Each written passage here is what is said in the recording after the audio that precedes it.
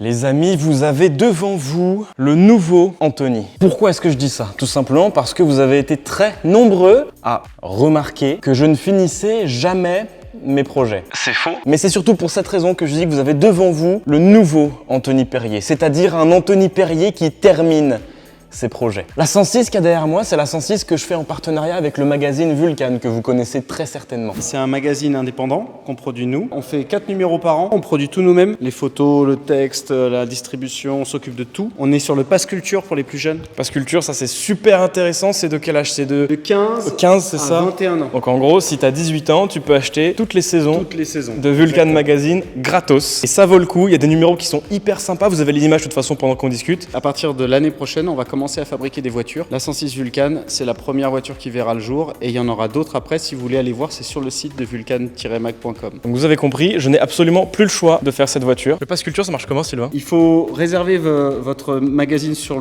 l'application du Pass Culture. Ok. Donc soit à l'unité, soit à la saison. Ça, c'est c'est la dernière saison. Tu nous envoies les QR codes, tu prends ta photo des QR codes, la photo de ta carte d'identité et tu nous envoies ça par mail à sylvain@vulcan-mag.com et nous on se charge de l'expédition. les expédier. Ok, Donc il nous faut aussi ton adresse de livraison. Et si vous n'avez pas eu le temps de prendre note de tout ce qu'il a dit, il y a absolument toutes les infos qui sont en description, donc c'est super facile. Un petit mail, QR code, photo, carte d'identité, adresse.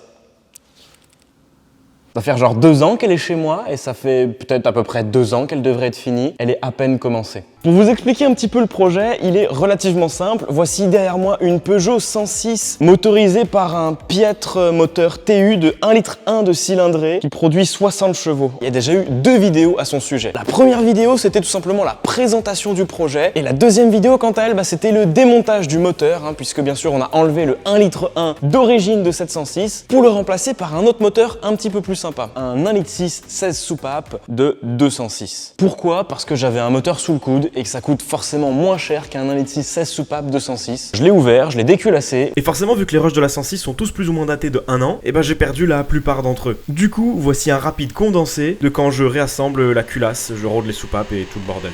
Musique. Premier obstacle qui se met en travers de notre route, c'est les poussoirs. Ouais, sur les 16 poussoirs, les 16 étaient grippés. Donc là, pas le choix, il faut les ouvrir, les démonter, et pour ce faire, faut taper dessus. Mais même ça marche pas. En fait, l'idée, le but de faire ça, c'est de faire sortir ce petit truc pour nettoyer, parce que généralement, il y a plein d'huile cramée qui se met là-dedans et elle ne ressort plus vraiment. Et à force de s'exploser les mains sur ces foutus poussoirs, on a développé une petite technique à base d'air comprimé. C'est très ghetto, mais ça a fonctionné et on a dégrippé les 16 poussoirs. On s'est inspiré, vous savez, quand on doit sortir un piston d'un étrier de frein, on met la soufflette dans le trou du liquide de frein, on souffle et le piston, il sort. Même si c'est grippé, ça peut l'aider à sortir. On a créé ce petit outil-là qui est formidable. C'est une petite paille de WD-40, une petite durite de silicone. On prend notre poussoir hydraulique et en fait ici on a l'huile qui arrive sous pression quand c'est dans le moteur. On vient rentrer ce truc là à l'intérieur de ce petit trou là et de l'autre côté on met 8 bars de pression d'air. Oui. Waouh. Et voilà.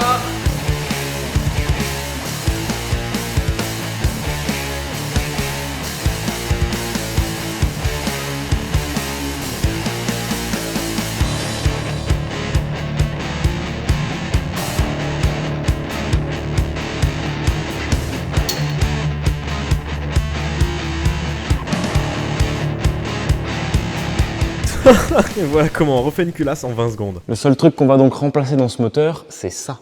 Les arbres à cam. Ici, on a 2 arbres à cam d'origine, du 1,6 litre 16 soupapes de 206. Et nous, à la place de ça, on va mettre des arbres à cam de 106 S16. On monte donc des arbres à cam de TU5 J4 À la place des arbres à cam de TU5 JP4.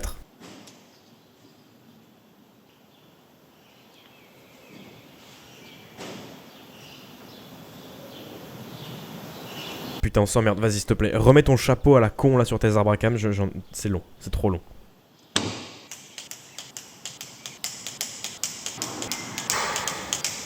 Si vous mettez des arbres à cam de 106 S16 sur un moteur de 206 en 1,6 litre 16, les vis d'origine de la culasse de 206 ne sont pas les bonnes. Moi, j'ai dû faire réusiner une paire de vis en M11 par 150, parce que sur 206, c'est du M10 par 150. Ça se monte aussi, mais si vous serrez trop fort, vous arrachez tous les filets de la vis, ou pire, de l'arbre à cam. Pensez-y.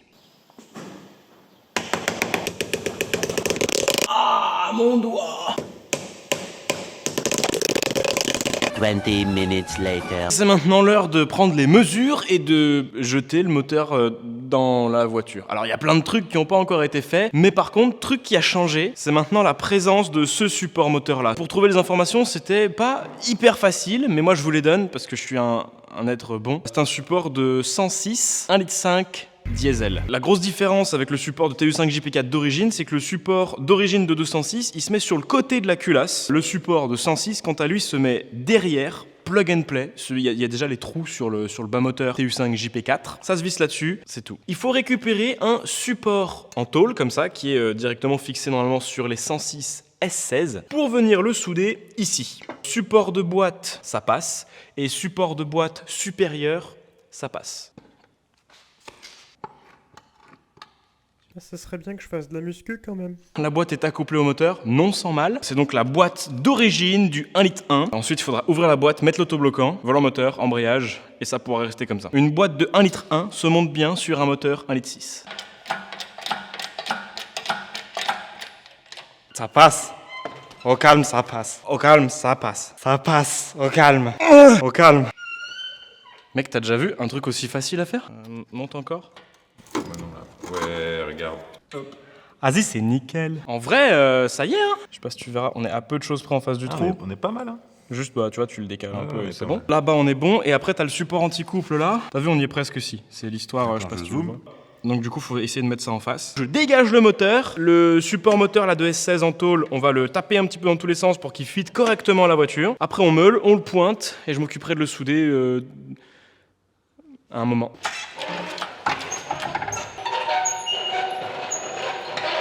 Trop facile. Donc là, dans l'idée, il faut venir le brider avec une vis, la serrer assez fort pour que ce soit en contact un peu partout.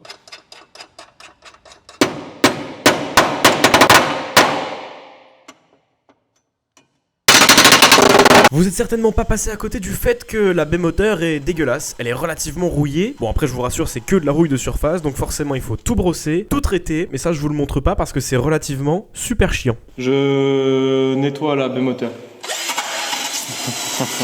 Pendant que la barbouille / convertisseur de rouille est en train de sécher dans la baie moteur, eh ben on va démonter tout ce dont on n'a plus besoin à l'arrière de la voiture, c'est-à-dire la ligne d'échappement, la roue de secours, le panier de la roue de secours, le train arrière. Ça permettra d'y voir plus clair parce qu'en fait le train arrière de 1,1 litre, je vais le remplacer par un train arrière de S16. Il y en a beaucoup qui vont dire mais pourquoi t'as pas acheté une S16 de base comme plus facile? Ta gueule.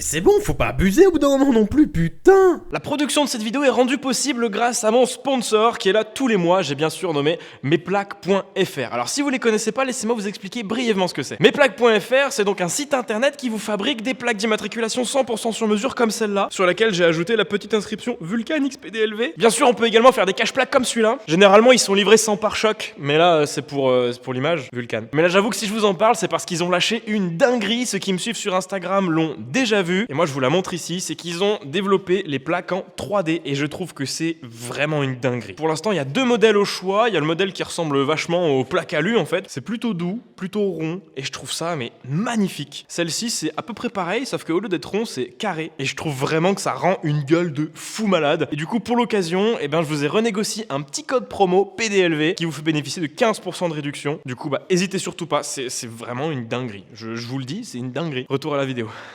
Bah non, c'est un rien de faux, ça pas besoin de Il est pas très bien équilibré là.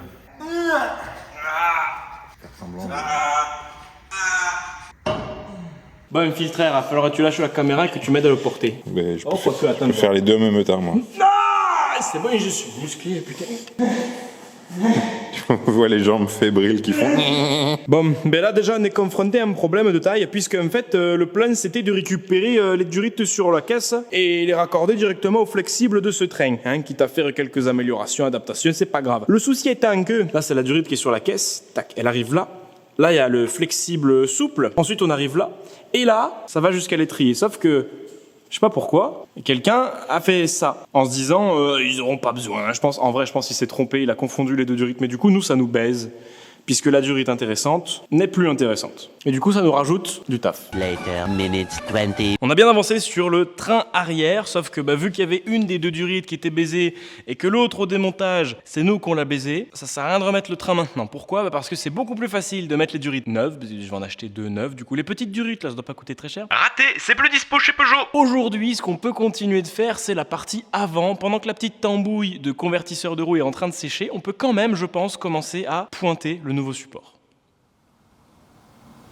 C'est ce qu'on va faire du coup.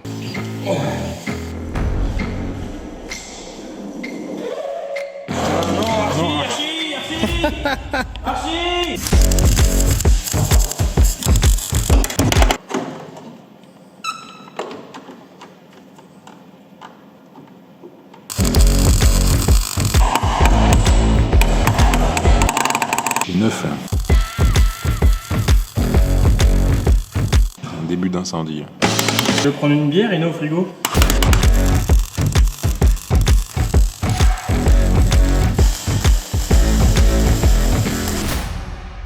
Bon, en attendant que la peinture dans la baie moteur sèche complètement, je vais monter, ça y est, le collecteur d'échappement. Je pars sur un collecteur 4 en 1 de chez TA Technics. Actuellement, j'ai pas le support de l'alternateur et de la pompe de direction assistée qui viennent m'emmerder. Quand ça c'est en place sur le moteur, on peut pas retirer le collecteur d'échappement ni même en installer un nouveau. Ce qui est sympa avec ce collecteur là, c'est qu'ils nous fournissent le joint d'échappement. Du coup, on a juste à le prendre, à le mettre là et c'est bon.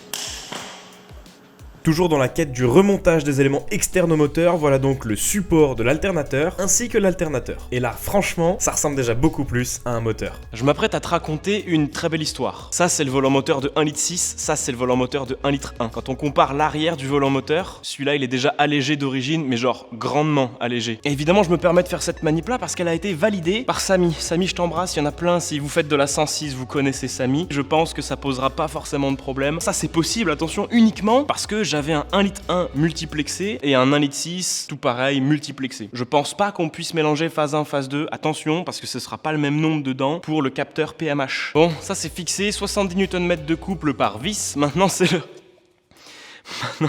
Maintenant c'est l'heure de poser l'embrayage. Samy, je te fais confiance, mais tu comprends bien que ça me fait peur quand même. Il va y avoir, je sais pas, entre 130 et 150 chevaux sur la voiture. Ma foi. Si ça patine à la première accélération, je pense que je me tire une balle. Logiquement, l'étape d'après, c'est de remettre une courroie de distribution sur ce foutu moteur, et croyez-moi que c'était vraiment pas une partie de plaisir. Bon, du coup, il y a 2 choses à savoir. Première chose, j'avais oublié de remettre le cache, donc j'ai dû redémonter les poulies d'arbre à cam pour remettre ce cache-là. Deuxième chose, c'est que j'arrive pas à mettre la courroie de distrib. Voilà. La vérité, c'est que ça fait 1h30 que j'essaye. Pourquoi est-ce que j'y arrive pas ? Je vois 2 issues logiques. La première, c'est qu'il y a une pièce qui merde, que peut-être le galet là, il est beaucoup trop gros. Deuxième solution, c'est que je suis une merde.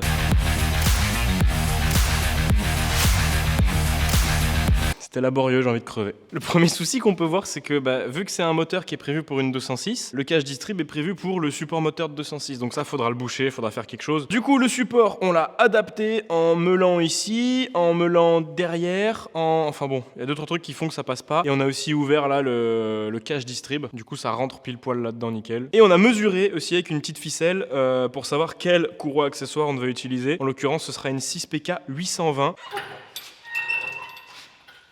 On m'a dit de la remplacer cette vis parce qu'elle avait tendance à péter celle d'origine. Non, c'est tombé dans le trou béant de la distri. À mon avis, elle est tombée où elle pouvait tomber. Ouais, tout au fond.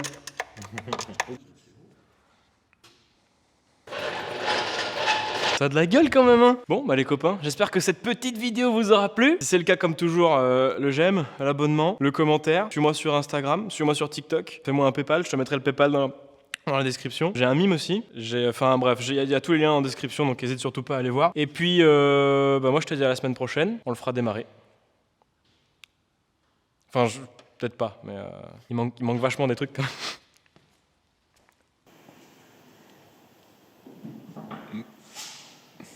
Alors, ça ferme.